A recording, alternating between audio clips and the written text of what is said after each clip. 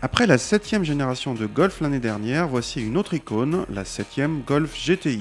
En fait, Volkswagen en propose d'emblée deux versions, une GTI normale de 220 chevaux et une version performance de 230 chevaux, les deux utilisant le même 2 litres suralimenté.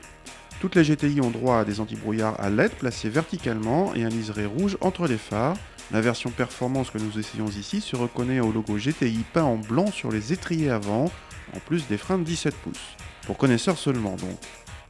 Pour les amateurs de GTI, il y a un impératif à l'intérieur, retrouver les carreaux sur la sellerie.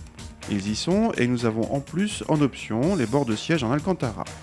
La personnalisation par rapport aux autres Golf tient à quelques surpiqûres rouges, un logo sur le volant et un pommeau de levier de vitesse en balle de golf, mais uniquement sur la boîte mécanique. Notre GTI Performance en boîte DSG6 doit s'en passer. À l'arrière, rien à signaler, mis à part la banquette qui reprend les fameux carreaux.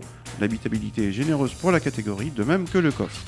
Notre GTI Performance passe de 0 à 100 en 6 secondes 4, soit un dixième de moins que la GTI normale de 220 chevaux. La plus grosse différence ne vient pas du chrono, mais de la présence d'un autobloquant sur la version Performance. Cela permet une meilleure motricité en sortie de virage. Dans les deux versions, la sonorité travaillée est plutôt agréable. Notre version chaussée d'énormes roues de 19 pouces s'est montrée très dynamique, mais trop inconfortable sur chaussée dégradée malgré les suspensions pilotées. La montre de série se contente de 17 pouces, plus raisonnable. Pour le reste, la boîte DSG fait toujours merveille, même si elle nous prive ici du pognon en balle de golf. La Golf GTI coûte cher, pas moins de 32 000 € et 1 000 de plus pour la version performance. En contrepartie, elle s'offre le luxe de rester sous les 140 grammes par kilomètre de CO2 dans ses deux variantes, 220 ou 230 chevaux en boîte mécanique.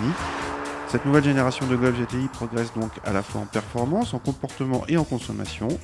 Mais il n'y a pas de rupture, pas de véritable étonnement. Cette GTI très rationnelle reste aussi une Golf.